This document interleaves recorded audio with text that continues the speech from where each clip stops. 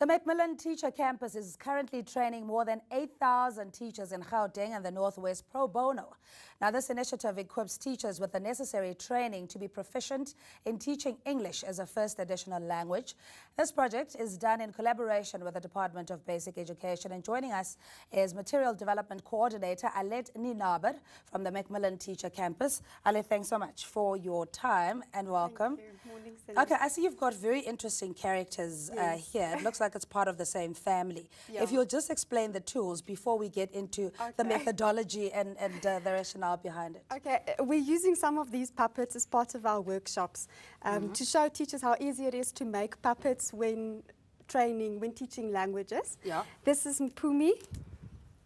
Yeah. Oh, hello, and this Mpumi. one is Solly. Yeah. You see, they're all part of our family. Okay. And yeah, we use it as part of the training. That's a floor manager's namesake. Mpumi is a puppet. I know, but it used to be Mpumi. Yeah. This is Mpumi, yeah. Okay, so what each character would obviously carry a certain lesson, or there must be some thinking behind it. In the workshop, there's not really. We just make up our own names as we go, as we facilitate the workshops. But the idea is to show teachers how to make it. We also have a video that shows them how to make the different puppets and how to use them in the classroom. Mainly ideas of using puppets effectively in teaching languages. So this free teacher training started, what is it, in its 5th year? Yeah, it started in 2006. It started because Macmillan publishers used to do product training. Yeah. And then we had so many requests from all over the country for content training that Macmillan Teacher Campus was born. And we do paid and free courses and workshops. Yeah, because the whole thing is that if teachers are not subsidized, we know that salaries are limiting, etc. And do you find that a lot of teachers yearn for better skills and that they want to be better qualified in their professions? We do find that. It's also quite shocking how many of the teachers are not properly qualified, or they are required sometimes to teach subjects that they haven't been trained in. So that is why we find that teachers really need input and extra additional training, in-service training. Yeah. Now, out of the 8,000 that you're currently training in Gauteng and the Northwest, what was the competence levels? Are you starting at bare basics, or is it also quite advanced? It depends a lot on where you're doing the training. Some of the teachers you'll find already know a lot of these things, and they already implement and use puppets, for instance, and big books in their classrooms.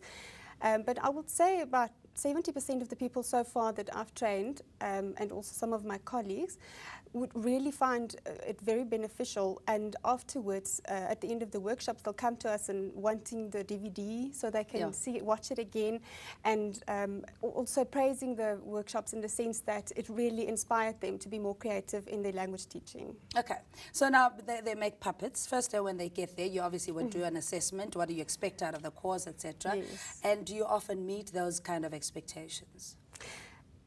Yeah, definitely. We do meet them. Okay. We have feedback forms that every single participant needs to complete at the end, and it's overwhelming positive response. And wanting to sell this kind of training, because we know there's a number of companies out there that, as part of the CSI, would have similar initiatives. What motivation do you give to the Department of Education beyond the, look, we'll do it for free and we'll recover our money elsewhere? I think I can put it's two things. Number one is Macmillan Teacher Campus has quite a good reputation for training, and we've been very successful in all kinds of training in school and FET colleges in the last few years. And secondly, the reason why departments want it is because we are facing our responsibility as a private company as well, with the Quality Learning and Teaching campaign that started in 2008, in October 2008. And I don't know if you know about the campaign. It is the initiative that the whole country, every citizen is supposed to take responsibility for being part of education. From parents, teachers, learners, and the private sector, everybody in the Yeah, community. and I think that's where the misalignment had been, in that if parents are not involved with their kids' education, the teachers now even have a bigger burden in trying to instill discipline and parenting the children as opposed to teaching. And they themselves are overburdened as it is, and not motivated. I mean, if we look at our public schooling system, there's violence, it's drug-ridden, there's bullying and all sorts of issues, and yet there are pockets of excellence. I mean, you're making a small contribution, and yet it makes a difference. Yes. Yes. Okay, so your star teachers, from which province do they come, and which grades are they teaching? The teachers for this project are foundation phase, grade 1, 2 and 3.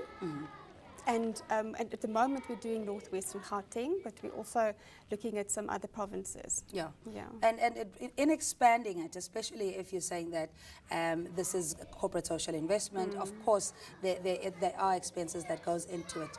Your travel, your time, your billing, etc. Who incurs those costs? Macmillan. Yeah. Okay. All right. Talk us about the material itself. I mean, what do you teach besides making puppets? We take the teachers through a journey of various techniques of teaching the additional language. There's some similarities between teaching a first language and a second language or additional language, but mainly there are many differences. And this is beneficial, the workshop, not only for teachers who are teaching the additional language, because in the South African context, no one is really ever teaching the only language that the child is speaking. So often, even if it is the language of learning and teaching that you're teaching, and which is so-called home language, you still have learners speaking another language at home, not the home language. Yeah. So what we do is we train the teachers on different methods. We suggest various techniques on how to teach language. We also teach them how to use big books and even make their own, because they're very difficult to find sometimes. And according to the new curriculum and assessment policy statements that will be implemented next year, teachers have to do shared reading. They have to use puppets.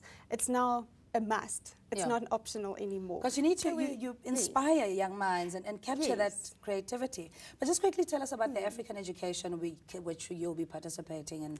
The African Education Week has been hosted for the last 6 years. It's the largest